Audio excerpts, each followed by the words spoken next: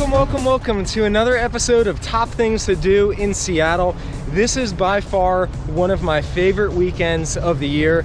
The U.S. Navy Blue Angels Flight Demonstration Squad is in town and they're going to give a fantastic air show. This is one of the most incredible air shows that you could see. They do all types of maneuvers. They fly a few feet from one another.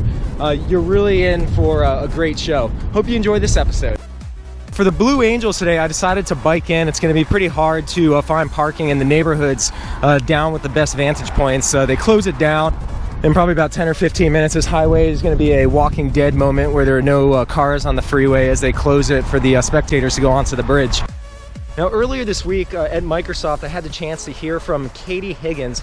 She's the first female Blue Angels pilot, and a really just inspiring story of how she grew up and got to the point where she is one of the Blue Angel pilots. It's extremely difficult to get there. You really have to be the best of the best. The jets go, I would say they really like the Delta breakout because that's a really beautiful picture for a lot of the crowd. They love the Delta breakout. They love the sneaks because it scares people.